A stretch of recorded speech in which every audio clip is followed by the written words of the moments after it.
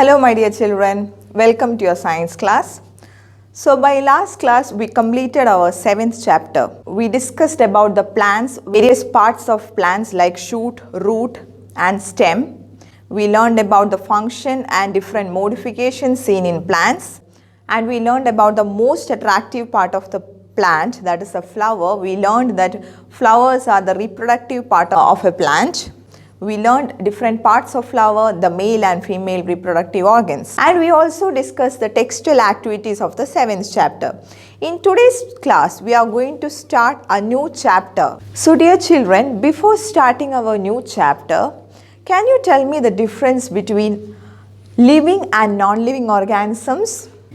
Yes, the living organisms shows different characteristics like movement, reproduction, growth, etc. Isn't it? Now, what does the word movement means? Yes, the movement means the change in the position of any part of the body with respect to its axis. Now, how will you recognize the movement of a body?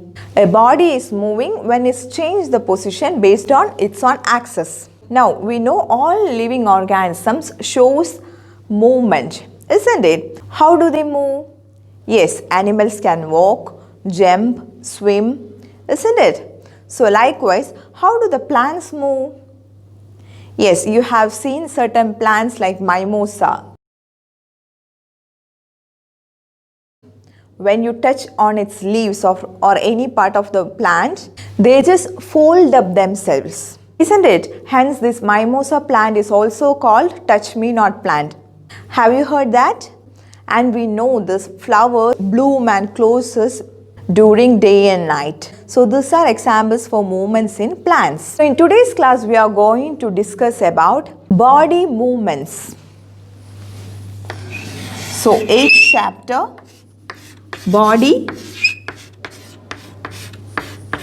movements.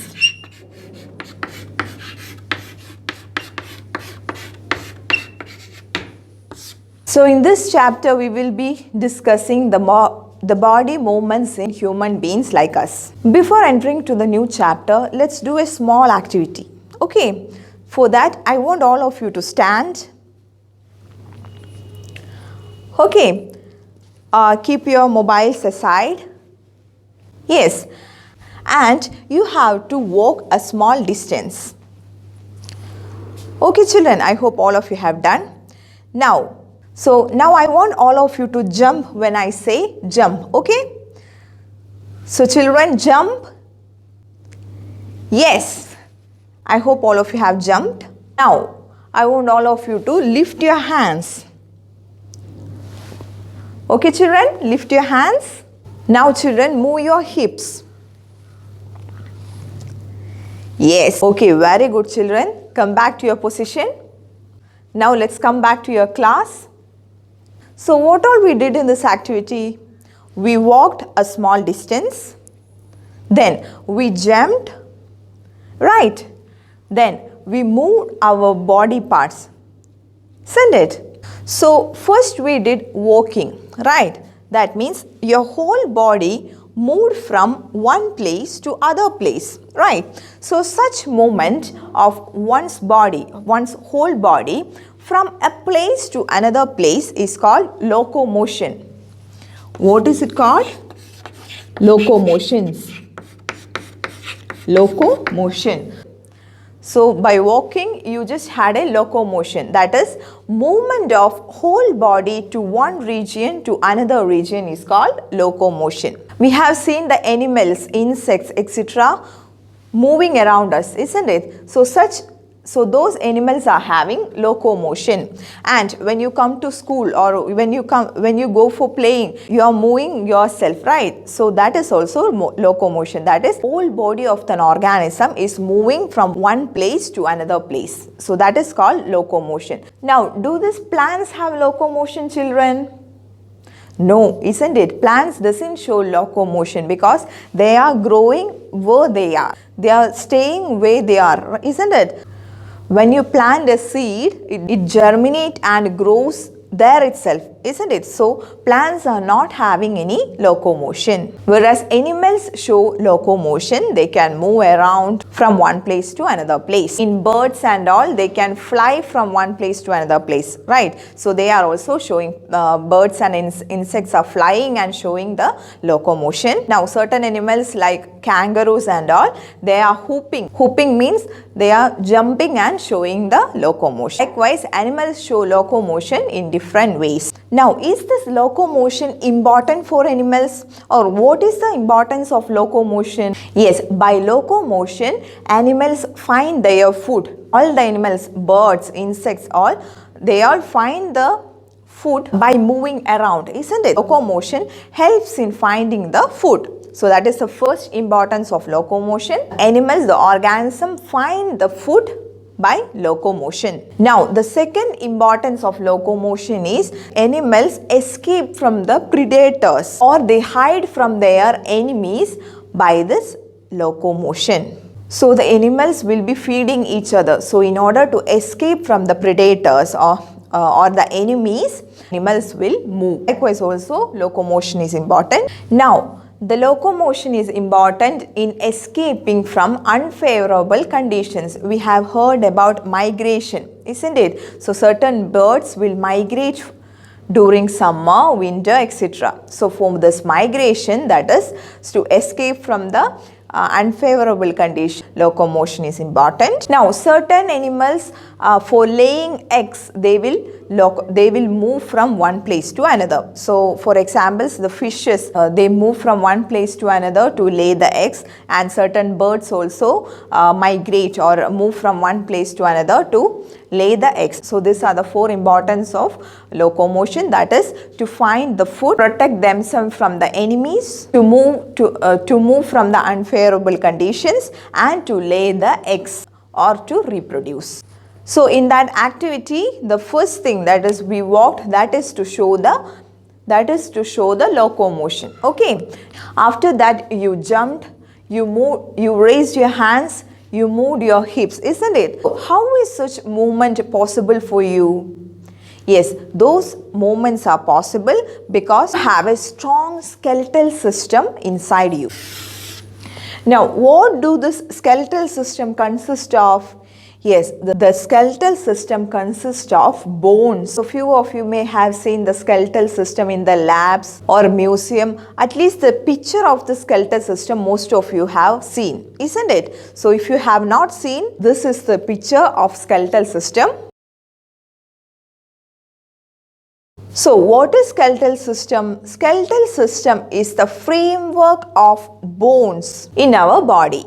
So skeletal system is the framework of the bones in our body. All the humans look alike, isn't it? All have heads, hands, legs and body, isn't it? It is because all of us have a skeletal framework inside our body. Now a human being have 206 bones in this framework, that is in this skeletal system. So human beings have 206 bones within them. Now have you seen the bones inside your body? Now you cannot see the bones inside your body, isn't it? For that, a technique we use is X-ray. X-ray is a technique.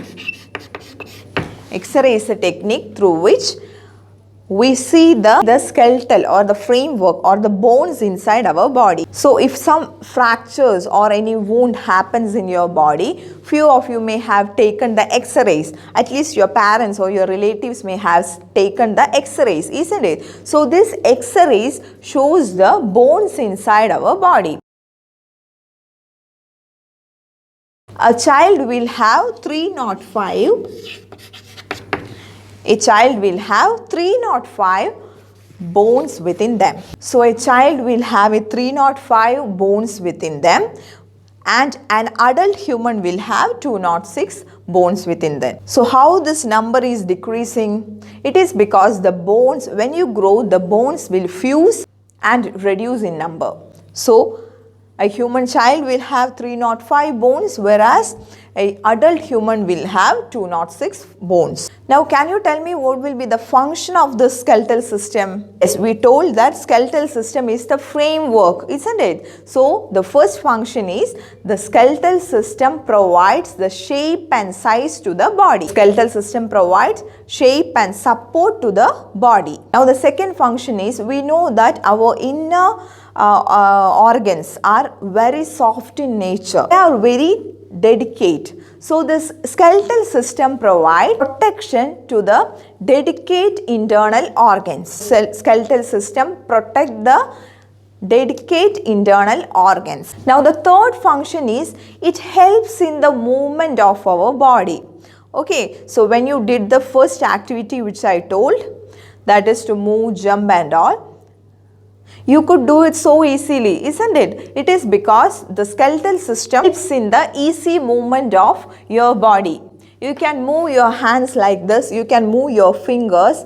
It's all possible because the skeletal system is helping to move your body parts. So these three are the function of skeletal system. The first function is, it provides the shape and support. The second function is, it protects the delicate internal organs. The third function is, it helps in the movement of body parts.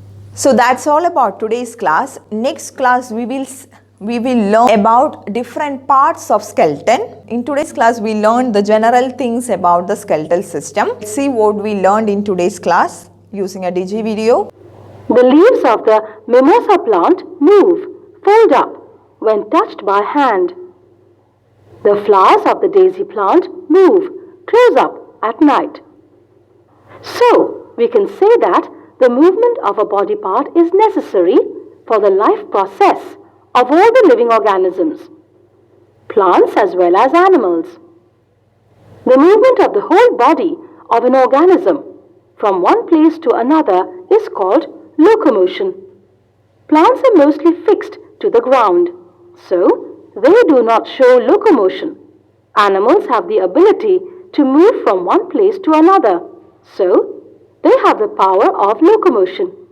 Animals show locomotion in the form of walking, in the case of human beings, running, in the case of horses, swimming in the case of fishes, and flying in the case of birds. Locomotion helps animals in several ways. It helps them to find their food in water, protect themselves from their enemies and predators, move from an unfavorable environment to a favorable environment. We see in winters birds migrate from the severely cold regions of the earth to warmer regions to protect themselves from the excessive cold. Find their partners, mates, for reproduction. Find suitable places for laying eggs or rearing their young ones. Before we discuss the different types of movements in animals, let us take a look at the skeletal system of our body, which helps in the movement of our body parts and locomotion. Skeletal system. All the bones in our body also form a framework to give a shape to our body. This framework, which is made of all the bones in our body, is called the skeleton. Functions of the skeleton. The skeleton has the following main functions. It gives shape and support to the body. It gives protection to the delicate internal organs of the body. For example, the skull protects the brain. The rib cage protects the heart and lungs. The backbone protects the spinal cord. It helps in the movement when body muscles are attached to the bones. They together produce the movements in the body. They help us to stand, run,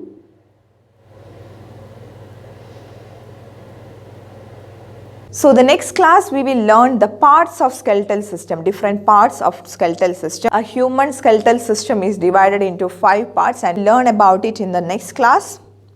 See you in next class. Thank you.